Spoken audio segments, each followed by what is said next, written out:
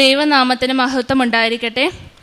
പരിശുദ്ധ അമ്മ ജീവനോടെ പ്രത്യക്ഷപ്പെട്ട ഈ മണ്ണിൽ വിശ്വാസത്തിൻ്റെ പ്രത്യക്ഷീകരണത്തിൻ്റെ ഭാഗമാകാൻ അനുഗ്രഹിച്ച അമ്മയ്ക്കും തിരുക്കുമാരനും കോടാനുകോടി നന്ദി അർപ്പിക്കുന്നു. എൻ്റെ പേര് സ്റ്റെഫി. വരുന്നത് കൊട്ടാരക്കര, കൊല്ലം ജില്ലയിൽ നിന്നാണ്. ഇതെൻ്റെ മമ്മി റോസമ്മ സന്തോഷ്, പപ്പ സന്തോഷ്, അനിയൻ സ്റ്റിനു സന്തോഷ്. ഞങ്ങൾ പാണ്ടിത്തിട്ട ഇടവക അംഗമാണ്, മലങ്കര കാത്തലിക്. എൻ്റെ ആദ്യത്തെ 6 നിയോഗങ്ങളിൽ 4 നിയോഗമാണ് ഇതുവരെയും സാധിച്ചിട്ടുള്ളത്. ബാക്കി 2 നിയോഗങ്ങളും അമ്മയുടെ മധ്യസ്ഥതയിൽ നടക്കുമെന്ന് ഞാൻ വിശ്വസിക്കുന്നു. ഞാനും എൻ്റെ മമ്മിയും ഉടമ്പടിയിലാണിപ്പം. ഞങ്ങൾ ഉടമ്പടി എടുത്തത് 2023 മെയ് 25 എടുത്തത്. ഉടമ്പടി അല്ലെങ്കിൽ കൃപാസനം എന്ന് ആദ്യം കേൾക്കുമ്പോൾ എൻ്റെ വീടിൻ്റെ അടുത്തുള്ള ഒരു ആൻറ്റി ഇതുപോലെ പറഞ്ഞു, ഞങ്ങൾ കൃപാസനത്തിൽ പോയി. അപ്പം ഞങ്ങൾക്കൊന്നും അറിയത്തില്ലായിരുന്നു കൃപാസനം എന്താണെന്നോ അവിടെ ഉടമ്പടി എന്താണെന്നോ ഒന്നും അറിയത്തില്ലായിരുന്നു.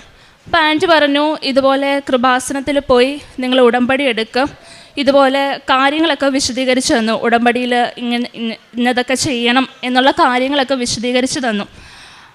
അപ്പോൾ ഞങ്ങൾ ആദ്യം ഒന്ന് ജസ്റ്റ് അവിടെ പോയി ഉടമ്പടിയെക്കുറിച്ചൊന്ന് അന്വേഷിക്കാം. അപ്പം ആൻറ്റി പറഞ്ഞു, ഒരു കാര്യം ചെയ്യും, നിങ്ങൾ മോൻ ഇങ്ങനെയാണല്ലോ, മോനെന്ന് പറയുന്നത് മെൻ്റലി റിട്ടാർഡഡ് ആയിട്ടുള്ള കുട്ടിയാണ്. അപ്പം കുഞ്ഞുനാൾ മുതലേ അവൻ അങ്ങനെയാണ്. അപ്പം അതുകൊണ്ട് മോൻ്റെ നിയോഗം വെച്ച് തന്നെ ആദ്യം ഒരു ഉടമ്പടി എടുക്കാൻ പറഞ്ഞു. നല്ല മാറ്റം അവന് വരുമെന്ന് പറഞ്ഞു. അപ്പോൾ ആദ്യം ജസ്റ്റ് ഇവിടെ വന്ന് ഉടമ്പടി എടുക്കാം, അപ്പോൾ അതിനുള്ള കാര്യങ്ങളൊക്കെ എങ്ങനെ, അല്ലെങ്കിൽ അതിൻ്റെ പ്രൊസീജിയേഴ്സ് എങ്ങനെ എന്ന് മനസ്സിലാക്കിയിട്ട് പോകാമെന്ന് വിചാരിച്ചു. അങ്ങനെ മെയ് ആദ്യ വാരത്തോടു കൂടി ഞങ്ങൾ കൃപാസനത്തിൽ വന്നു. ഞാനും എൻ്റെ മമ്മിയുമാണ് വന്നത്.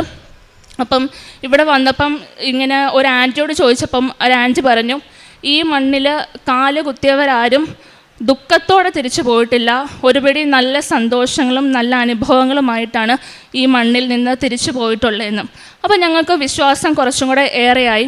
അങ്ങനെ എന്തായാലും ഉടമ്പടി എടുക്കാമെന്ന് വിചാരിച്ചു. അങ്ങനെ 2023 മെയ് 25 ഞാൻ ഉടമ്പടി എടുത്തു. മമ്മി ഉടമ്പടി എടുക്കുന്നത് ഏപ്രിൽ 2000. ഞാൻ ഹോസ്റ്റലിൽ താമസിക്കുന്നതുകൊണ്ട് തന്നെ മമ്മി ഉടമ്പടി എടുത്തത് 2024 ഏപ്രിലാണ് ഉടമ്പടി എടുക്കുന്നത്. എൻ്റെ ആദ്യത്തെ നിയോഗം എന്ന് പറയുന്നത് UGC നെറ്റ് എക്സാം പാസ്സാകുക എന്നുള്ളതായിരുന്നു. അതായത് എല്ലാവർക്കും അറിയാവുന്ന കാര്യമായിരിക്കും, UGCയുടെ റൂൾസ് ആൻഡ് റെഗുലേഷൻസ് ഭയങ്കര ചെക്കിങ്, അതുപോലെ ഒരു NTA നടത്തുന്ന എക്സാമാണ്. അപ്പം അതിൻ്റേതായിട്ടുള്ള റൂൾസ് ആൻഡ് റെഗുലേഷൻസും അതിൻ്റെ ചെക്കിങ്ങും എല്ലാ പ്രൊസീജിയേഴ്സും ഉണ്ട്. അപ്പം ഞാൻ എൻ്റെ PG സമയത്തായിരുന്നു ഞാൻ ഉടമ്പടി എടുത്തിരുന്നത്. എൻ്റെ സെമസ്റ്റർ 1 സെമസ്റ്റർ 2 സമയത്ത് തൊട്ട് നമുക്ക് UGC എക്സാം നെറ്റ് എക്സാം എഴുതി തുടങ്ങാമായിരുന്നു. അങ്ങനെ ഫസ്റ്റ് എക്സാം ഞാൻ എഴുതി. അത് ഞാൻ വലുതായിട്ട് പഠിച്ചതുമില്ല, പക്ഷേ എഴുതി, എനിക്ക് കിട്ടിയില്ല. രണ്ടാമത്തെ എക്സാം ഞാൻ പഠിച്ചിട്ട് പോയി നല്ലതുപോലെ, പക്ഷേ എനിക്കതും കിട്ടിയില്ല. മൂന്നാമത്തെ എക്സാമിൻ്റെ സമയത്തായിരുന്നു ഞാൻ ഉടമ്പടി എടുത്തുകൊണ്ടിരുന്നത്. അങ്ങനെ ഞാൻ ഉടമ്പടി എടുത്തത് മെയ്യിലായിരുന്നു. മൂന്നാമത്തെ എക്സാം വന്നത് ജൂണിലായിരുന്നു. ജൂണിൽ എൻ്റെ എക്സാം നടന്ന സമയത്തും ഞാൻ കാശരൂപവും അതുപോലെ ഉടമ്പടി നേർച്ച വസ്തുക്കളായിട്ടുള്ള ഉപ്പും ഉടമ്പടി തൈലവും കൊണ്ടുപോയിരുന്നു. കാശരൂപം ഞാൻ അവിടെ എക്സാം ഹാളിൽ കയറ്റും എന്നാണ് വിചാരിച്ചത്. പക്ഷേ ഞാനൊരു ട്രിക്ക് പോലെ ചെയ്തത്, എൻ്റെ റിസ്റ്റിൽ ഞാനാണെങ്കിൽ കൈയുടെ ഭാഗത്താണെങ്കിൽ ഞാൻ ഒരു നൂല് പോലെ കെട്ടിയിട്ട് അതിനകത്ത് കാശുരൂപം വെച്ചിട്ടായിരുന്നു ഞാൻ പോയത്. അപ്പം എൻ്റെ ഒരു ഇതിൽ അവിടെ ഞാൻ ആദ്യത്തെ എക്സാംസ് ഒക്കെ എഴുതിയപ്പം, അതായത് ആദ്യത്തെ സെൻറ്ററിലൊക്കെ പോയപ്പം വലിയ പ്രശ്നങ്ങളൊന്നും ഇല്ലായിരുന്നു. പക്ഷെ മൂന്നാമത്തെ എക്സാം സെൻറ്ററിൽ ചെന്നപ്പം കടുത്ത റെഗുലേഷൻസ് ആയിരുന്നു. അവർക്ക് എൻ്റെ കയ്യിലെ ഈ റിസ്റ്റിലുള്ള ആ കാശുരൂപം അവരെടുത്ത് മാറ്റി. കാശുരൂപം എടുത്ത് മാറ്റി കഴിഞ്ഞപ്പോഴത്തേന് എനിക്ക് ഇച്ചിരി ഞാനൊന്ന് പേടിച്ചു. അമ്മേ, എല്ലാം തകർന്നു പോവോ എന്നെനിക്കൊരു ഭയം ഉണ്ടായിരുന്നു. പക്ഷെ ഞാൻ അമ്മയോട് പ്രാർത്ഥിച്ച്, അതായത് അവർ പറഞ്ഞു എല്ലാ സാധനങ്ങളും എടുത്ത് മാറ്റി വെക്കാനായിട്ട് പറഞ്ഞു. അപ്പം ഞാനാണെങ്കിൽ എൻ്റെ ബാഗിൽ തന്നെ എടുത്തു വെച്ചു. ബാഗിൽ എടുത്തു വെച്ചപ്പം ഞാൻ അമ്മയോട് പറഞ്ഞു, ഇത്രേ പ്രാർത്ഥിച്ചോളൂ, അമ്മ പുറത്തിരിക്കുകയാണ്, പക്ഷേ എൻ്റെ അകത്ത് വന്ന് എൻ്റെ എക്സാം എനിക്ക് നല്ലതുപോലെ എഴുതി തരണം എന്ന് പറഞ്ഞു. എനിക്കൊന്നും അറിയത്തില്ല, അപ്പം അമ്മ വന്ന് എനിക്ക് അവിടെ എഴുതി തന്നാലേ ഞാൻ എക്സാം പാസ്സാകത്തുള്ളൂ എന്ന് പറഞ്ഞു. അങ്ങനെ എക്സാം എഴുതി കഴിഞ്ഞു. പക്ഷേ ആദ്യത്തെ 2 എക്സാം എഴുതി കഴിഞ്ഞതിനെക്കാട്ടിലും എനിക്കൊരു സാറ്റിസ്ഫാക്ഷൻ ഉണ്ടായിരുന്നു ഈ എക്സാം എഴുതി കഴിഞ്ഞപ്പം. അമ്മ കൂടെ ഉണ്ട് എന്നുള്ള വിശ്വാസത്തിലാണ് ഞാൻ പോയി എക്സാം എഴുതിയത്. അതുകൊണ്ട് തന്നെ എനിക്ക് നല്ലൊരു സാറ്റിസ്ഫാക്ഷനും ഉണ്ടായിരുന്നു. അങ്ങനെ ഞാൻ എക്സാം എഴുതി കഴിഞ്ഞു. അപ്പം കുട്ടികളോടൊക്കെ ചോദിച്ചപ്പോൾ അവർക്ക് പാടായിരുന്നെന്ന് പറഞ്ഞു. അത് കഴിഞ്ഞിട്ട് അതിൻ്റെ പ്രൊവിഷണൽ ആൻസർ കീയും നമ്മുടെ ആൻസർ കീ റെസ്പോൺസും വന്നു ഒരു 2 ആഴ്ച കഴിഞ്ഞപ്പോഴത്തേനും. അപ്പം നമ്മുടെ ആൻസേഴ്സ് നമുക്ക് ചെക്ക് ചെയ്യാനുള്ള അവസരം ഉണ്ടായിരുന്നു. അപ്പം നിങ്ങൾക്ക് അറിയാമായിരിക്കും, UGCയുടെ കട്ട് ഓഫ് എന്ന് പറയുന്നത് സാധാരണ ഒരു 170 മാർക്കിലാണ് ഔട്ട് ഓഫ് 300 വരുന്നത്. അപ്പം ഈ 170 മാർക്ക് അറ്റൈൻ ചെയ്ത് നമുക്ക് എടുക്കാൻ വേണ്ടിയിട്ട് നല്ല പാടായിരുന്നു. അപ്പം ഞാൻ ഇതുപോലെ ആൻസർ കീയും എൻ്റെ റെസ്പോൺസ് കീയും ഞാൻ വെച്ച് നോക്കിയപ്പം എനിക്ക് കിട്ടുന്ന മാർക്ക് എന്ന് പറയുന്നത് 150. അപ്പോൾ അത് 170 ആ ഒരു റേഞ്ചിലേക്ക് എത്തിക്കാനായിട്ട് ഞാൻ നല്ലതുപോലെ, അതായത് വീണ്ടും ഞാൻ ആൻസർ കീസ് മാറ്റി നോക്കി. പക്ഷേ എനിക്ക് എൻ്റെ 150 എന്നുള്ള ഒരു കട്ട് ഓഫ് എനിക്ക് കടക്കാനായിട്ട് എനിക്ക് പറ്റുന്നില്ലായിരുന്നു. അവസാനം റിസൾട്ട് പബ്ലിഷ് ചെയ്യാനുള്ള ഡേറ്റ് വന്നു. റിസൾട്ട് പബ്ലിഷ് ചെയ്യാനുള്ള ഡേറ്റ് വന്നപ്പം ഞാനാണെങ്കിൽ അമ്മയുടെ കാശ് രൂപം അതുപോലെ ഉടമ്പടി തൈലവും ഞാൻ എൻ്റെ മൊബൈലിൽ ഇങ്ങനെ ജസ്റ്റ് തൈലം ഒന്ന് മൊബൈലിൽ ഇങ്ങനെ പുരട്ടി അമ്മയുടെ കാശ് രൂപം വെച്ച് വിശ്വാസ പ്രമാണം സ്വർഗ്ഗസ്ഥനായ പിതാവേ കൃപ നിറഞ്ഞ മറിയമേ എല്ലാം ചൊല്ലി ഞാൻ പ്രാർത്ഥിച്ചു. അവസാനം റിസൾട്ട് വന്നപ്പം you are selected four assistant professor എന്നുള്ള രീതിയിലായിരുന്നു എൻ്റെ റിസൾട്ട് വന്നിരുന്നത്. അപ്പം അമ്മയ്ക്ക് അതിന് 1000 നന്ദി. ഇപ്പം ഞാൻ ഗസ്റ്റ് ലെക്ചറായിട്ട് മാറിവാനിയോസ് കോളേജിൽ വർക്ക് ചെയ്തുകൊണ്ടിരിക്കുകയാണ്. ഈ റിസൾട്ടിൻ്റെ ഫലമാണ്, അത് അമ്മയുടെ ഫലമാണ്, അത് not by merit but by grace എന്നുള്ളതാണ്. ഇനി രണ്ടാമത്തെ നിയോഗം എന്ന് പറയുന്നത് എൻ്റെ EWS സർട്ടിഫിക്കറ്റിനെ പറ്റിയിട്ടുള്ളതായിരുന്നു. നിങ്ങൾക്കറിയാമായിരിക്കും, സ്റ്റേറ്റ് ഗവൺമെൻറ്റിൻ്റെ EWS സർട്ടിഫിക്കറ്റ് നമുക്ക് കുറച്ചും കൂടെ ഒരു ഇളവിൻ്റെ പരിധി നമുക്കുണ്ട്. പക്ഷേ സെൻട്രൽ ഗവൺമെൻറ്റിൻ്റെ EWS സർട്ടിഫിക്കറ്റ് എന്ന് പറഞ്ഞാൽ കുറച്ചും കൂടെ ഭയങ്കര സ്ട്രിക്റ്റ് ആയിട്ടുള്ളതായിരുന്നു. അങ്ങനെ ഞാൻ വില്ലേജ് ഓഫീസിൽ ചെന്ന് കാര്യം പറഞ്ഞപ്പം ആ സാറ് പറഞ്ഞു, ഇതെന്തായാലും കിട്ടും എന്ന് നോക്കണ്ട, ഒരു 50% താഴെ പ്രതീക്ഷ വെച്ചാൽ മതി, എന്തായാലും നമുക്ക് നോക്കാം എന്നുള്ള രീതിയിൽ സാറ് പറഞ്ഞു. അങ്ങനെ അവസാനം അവരൊരു എൻക്വയറി നടത്തി വീട്ടിലേക്ക്. അപ്പം അവർക്ക് വലിയ ഒരു സാറ്റിസ്ഫാക്ഷൻ ഇല്ലായിരുന്നു.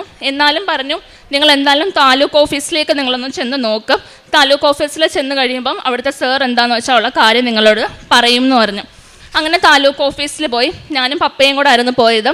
അപ്പം ഞങ്ങൾ പോയപ്പം ഉടമ്പടി ഉപ്പും അതുപോലെ ഉടമ്പടി തൈലും, അപ്പം സാറിൻ്റെ ടേബിളിൽ ജസ്റ്റ് ആരും ഒരു ചവിട്ടാത്ത സ്ഥലത്ത് ഉപ്പൊന്ന് കുരിശിൻ്റെ ആകൃതിയിലൊന്ന് വിതറിയിട്ട് ഉടമ്പടി തൈലം സാറിൻ്റെ ടേബിളിലൊന്ന് പൂശി. അപ്പം ഇതുപോലെ സാറ് പറഞ്ഞു, ഇത് 50% ഉള്ളൂ ചാൻസ്, എന്തായാലും നിങ്ങളൊന്ന് അപേക്ഷിച്ച് നോക്ക്, പിന്നെ കിട്ടുവാണെങ്കിൽ ഒരാഴ്ചയ്ക്കുള്ളിൽ എന്തായാലും റിപ്പോർട്ട് വരും, എന്തായാലും ഒന്ന് ജസ്റ്റ് ഫോം എല്ലാം ഫില്ല് ചെയ്ത് അതിൻ്റെ ഡീറ്റെയിൽ ആപ്ലിക്കേഷൻസ് എല്ലാം ഫില്ല് ചെയ്ത് കൊടുക്കാൻ പറഞ്ഞു. അങ്ങനെ ഫില്ല് ചെയ്ത് കൊടുത്തു. മാതാവിൻ്റെ അനുഗ്രഹത്തോടെ എനിക്കാണെങ്കിലും EWSൻ്റെ സർട്ടിഫിക്കറ്റ് കിട്ടി. EWS സർട്ടിഫിക്കറ്റ് കിട്ടുമ്പം എല്ലാവർക്കും അറിയായിരിക്കും, കോമ്പറ്റേറ്റീവ് എക്സാംസിനൊക്കെ വലിയ ഉപകാരമായിരിക്കും. ഇനിയും കുറേ എക്സാംസ് എഴുതിയിട്ടുണ്ട്, അതിൻ്റെ റിസൾട്ടൊക്കെ വരാനുണ്ട്. ബാക്കി റിസൾട്ട്സ് വരുമ്പം അമ്മയുടെ അൾത്താരയിൽ ഇവിടെ വന്ന് സാക്ഷിയാകാൻ അനുഗ്രഹം ലഭിക്കണമേ എന്ന് പ്രാർത്ഥിക്കുന്നു. മൂന്നാമത് ഞാൻ എൻ്റെ നിയോഗം പോലെയല്ല അത് വെച്ചത്, അത് എനിക്ക് കിട്ടിയ ഒരു അനുഗ്രഹമായിരുന്നു. അതായത് ഉടമ്പടി എടുക്കുന്ന സമയത്ത് തന്നെ എനിക്കൊരു അനുഗ്രഹം പോലെ കിട്ടിയതായിരുന്നു. ഒത്തിരി ചെറുതും വലുതുമായിട്ടുള്ള ഒത്തിരി അനുഭവങ്ങൾ എനിക്ക് ഉണ്ടായിട്ടുണ്ട്. ഞാൻ നിയോഗം വെച്ചത് എനിക്ക് 4 നടന്നു. അവിടെ അതായത് ഞാൻ റിലേറ്റീവ്സിനും കൂടെ വെച്ചിട്ടുണ്ടായിരുന്നു, അതും സാധിച്ചു. പിന്നെ അത് കഴിഞ്ഞിട്ട് ചെറുതും വലുതുമായിട്ടുള്ള ഒട്ടനവധി അനുഭവങ്ങൾ. അതിനകത്ത് ഒന്നാമത്തെ ആയിരുന്നു എൻ്റെ ഒരു സ്കോളർഷിപ്പ് എക്സാം.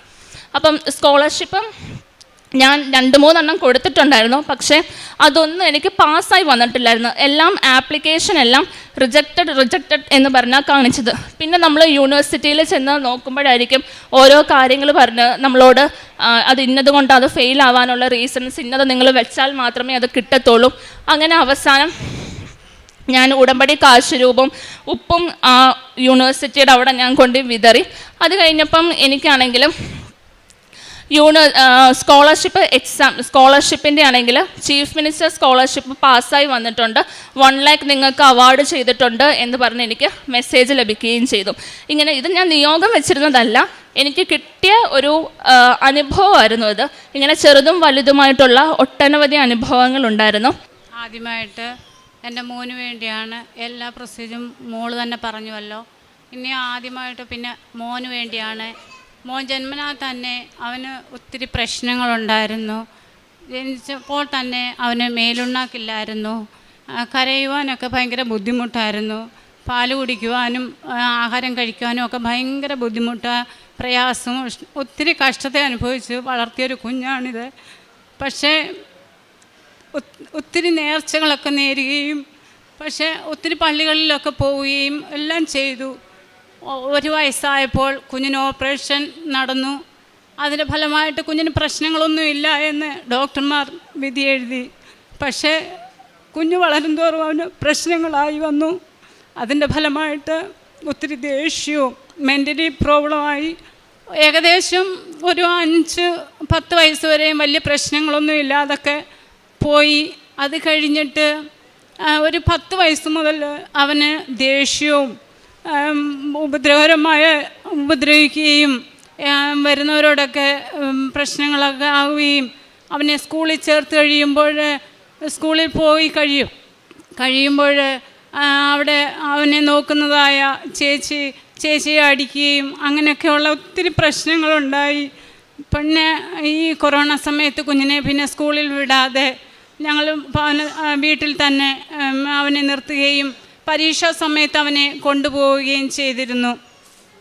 പക്ഷെ അങ്ങനെ ഇരിക്കുമ്പോഴാണ് മോള് തന്നെ പറഞ്ഞല്ലോ, അടുത്തുള്ള ഒരു കൊച്ച് ഞങ്ങളോട് പറയുകയും മോനെ ഇവിടെ കൃപാസനത്തിൽ കൊണ്ടുവന്ന് അവന് വേണ്ടി ഒരു ഉടമ്പടി എടുക്കുക എന്ന് പറയുകയും ചെയ്തിരുന്നു. അതിൻ്റെ ഫലമായിട്ടാണ് ഞാനും മോളും കൂടെ ഇവിടെ വരികയും എല്ലാം ചെയ്തത്.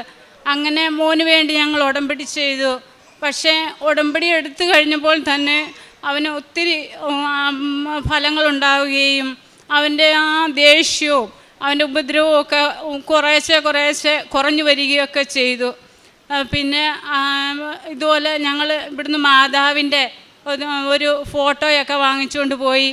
അത് അവന് കാണാൻ തക്കവണ്ണം അവൻ കിടക്കുന്നതായ ഒരു സെറ്റിയിൽ അവൻ കിടക്കുമായിരുന്നു.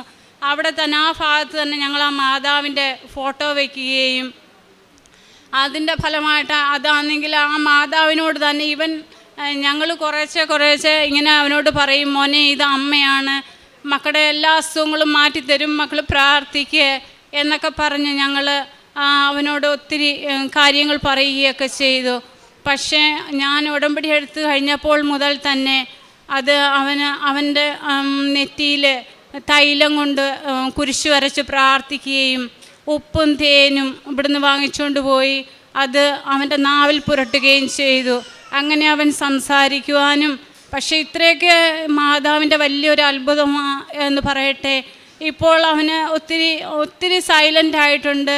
പക്ഷേ ഇപ്പോൾ ഈ ആൾക്കാരെയൊക്കെ കാണുമ്പോൾ ഒത്തിരി കുറച്ചുള്ള പ്രശ്നങ്ങളൊക്കെ ഉള്ളൂ. അങ്ങനെ മാതാവിൻ്റെ തൈലം പുരട്ടുകയും പിന്നെ ഉപ്പും തേനും ഒക്കെ കുഞ്ഞിൻ്റെ നാവിൽ പുരട്ടി കൊടുത്തതിൻ്റെയൊക്കെ ഫലമായിട്ട് ഒത്തിരി പ്രശ്നങ്ങളൊക്കെ മാറി.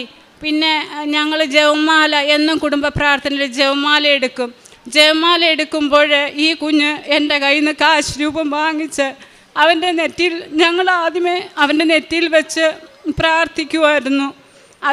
അതിങ്ങനെ ഞങ്ങൾ ചെയ്തു അവസാനം അവൻ എൻ്റെ കയ്യിൽ നിന്ന് തന്നെ ആ ജപമാലയും കാശ് രൂപവും കൂടെ വാങ്ങിച്ച് അവൻ തന്നെ നെറ്റിയിൽ കുരിശ് വരച്ച് പ്രാർത്ഥിക്കാൻ തുടങ്ങി. എന്നും ഞങ്ങൾ യൂട്യൂബിൽ അച്ഛൻ്റെ ധ്യാനം കൂടുകയും പ്രാർത്ഥിക്കുകയും ചെയ്യുമായിരുന്നു. പക്ഷെ ആദ്യമൊന്നും അവൻ അത്ര ശ്രദ്ധിക്കത്തില്ലായിരുന്നു. പക്ഷെ പിന്നെ അവൻ അത് ശ്രദ്ധിച്ചു തുടങ്ങി. അച്ഛൻ കൈകൊട്ടി പാടാൻ പറയുമ്പോൾ, ഹല്ലേലൂയ സ്തോത്രം എന്നൊക്കെ പറയുമ്പോൾ അവൻ തന്നെ അവൻ്റെ ഭാഷയിൽ ഹല്ലേലൂയ എന്നും കൈകൊട്ടി പാട്ടുപാടുകയൊക്കെ ചെയ്തുകൊണ്ടിരിക്കുന്നു ഇപ്പോഴും. അങ്ങനെ അവന് ഇപ്പോൾ വലിയ കുഴപ്പങ്ങളൊന്നുമില്ലാതെ അമ്മയുടെ മാധ്യസ്ഥതയല്ലേ ഇപ്പോൾ വലിയ പ്രശ്നങ്ങളൊന്നുമില്ലാതെ അവന് നടന്നു പോകുന്നു. പിന്നെ ഞങ്ങൾക്കൊരു ഭവനം വേണമായിരുന്നു. ഞങ്ങളുടെ ഭവനം എന്ന് പറയുന്നത് ചെറിയൊരു വീടും അത് ചോർന്നൊലിക്കുന്ന ഒരു മഴ പെയ്ത് കഴിയുമ്പോൾ ചോർന്നൊലിക്കുന്നൊരു ഭവനമായിരുന്നു. അത് ഞാൻ ഉടമ്പടിയിൽ വെച്ച് കഴിഞ്ഞപ്പോൾ ആദ്യമൊക്കെ പ്രശ്നമുണ്ടായി, ഭവനം വെക്കുന്നില്ല എന്നുള്ള രീതിയിലൊക്കെ ആയി. പക്ഷേ ഞാൻ നിർബന്ധിച്ചു ഭവനം വേണമെന്ന്. പക്ഷെ അത് എന്നിട്ടും ഭവനം ഇതൊക്കെ മതി എന്നുള്ള രീതിയിലൊക്കെ ആയി. പക്ഷേ ഞാൻ ഉടമ്പടി ചെയ്തു. ഇവിടുന്ന് ഞാൻ മണൽ കൊണ്ടുപോയി ഞങ്ങളുടെ മുറ്റത്ത് കുരിശ് വരച്ച് പ്രാർത്ഥിച്ചു. എന്നിട്ട് ഉപ്പും വീടിന് ചുറ്റും വിതറി, ആരും ചവിട്ടാത്ത രീതിയിൽ ഉപ്പും കൊണ്ടുപോയി ഇട്ടു. അങ്ങനെ അതിൻ്റെ ഫലമായി വീട്ടിൽ നിന്ന് സംസാരങ്ങൾ വന്നു, നമുക്ക് പുതിയൊരു ഭവനം നിർമ്മിക്കാം. പക്ഷെ സാമ്പത്തികത്തിൻ്റെ പ്രശ്നങ്ങളുണ്ടായിരുന്നു. എങ്കിലും ഞാൻ പറഞ്ഞു, പക്ഷേ പരിശുദ്ധ അമ്മയോട് നമുക്ക് പ്രാർത്ഥിക്കാം, അമ്മ വഴി നമുക്കൊരു ഭവനം നൽകും എന്ന് പറഞ്ഞു. അതിൻ്റെ ഫലമായിട്ട് കഴിഞ്ഞ ജനുവരിയിൽ മുതൽ വീടിൻ്റെ ഭവനത്തിനുള്ള എല്ലാം ചെയ്ത് ഈ എല്ലാ പണികളും പൂർത്തിയായി. ഈ ജനുവരി 14 ആയപ്പോൾ വീടിൻ്റെ കൂദാശ കഴിഞ്ഞു. അമ്മയുടെ മാധ്യസ്ഥതയാൽ ഞങ്ങൾക്ക് നല്ലൊരു ഭവനം തന്ന് ഈശോ ഞങ്ങളെ അനുഗ്രഹിച്ചു.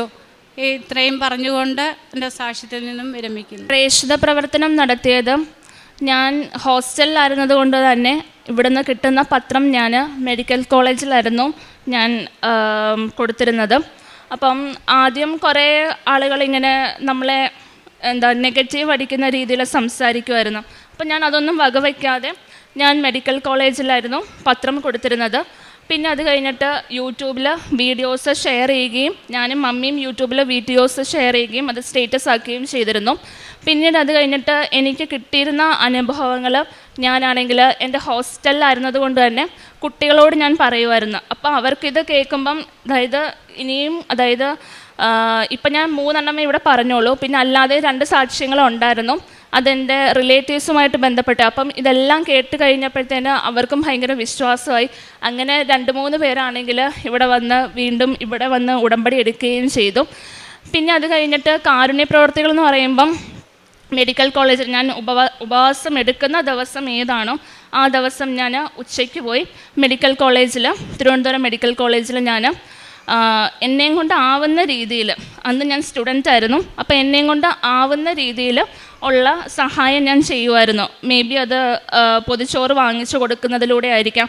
അപ്പോൾ എന്നെയും കൊണ്ട് ചിലപ്പോൾ 3-4 പൊതിച്ചോറേ ആയിരിക്കും പറ്റുന്നത്, പക്ഷേ അത് ഞാൻ മുടങ്ങാതെ ചെയ്യുമായിരുന്നു. പിന്നെ അത് കഴിഞ്ഞിട്ട് നമ്മളൊരു ഇനിഷ്യേറ്റീവ് പോലെ എല്ലാ മാസത്തിലെ 3-ാമത്തെ ഞായറാഴ്ച നമ്മൾ അനാഥാലയങ്ങളിൽ പൊതിച്ചോറ് കൊടുക്കുമായിരുന്നു. അപ്പം ഇത്രയുമായിരുന്നു. പിന്നെ മമ്മിയാണെങ്കിൽ തന്നെ മമ്മിക്ക് ചെറിയൊരു രീതിയിൽ തയ്യലിൻ്റെ ചെറിയൊരു വരുമാനം ഉണ്ടായിരുന്നു. അപ്പോൾ അതിനകത്ത് ചെറിയൊരു രീതിയിൽ മമ്മി ഒരു പാർട്ട് അല്ലെങ്കിൽ ഒരു ഭാഗം ആരും ഇല്ലാത്ത ആളുകൾക്ക് വേണ്ടിയിട്ട്, അതായത് സഹായം ചോദിച്ചു വരുന്നവരാകാം, അല്ലെങ്കിൽ ചിലപ്പോൾ നമ്മുടെ നാട്ടിൽ തന്നെ ഉള്ള പാവപ്പെട്ട ആളുകളായിരിക്കും.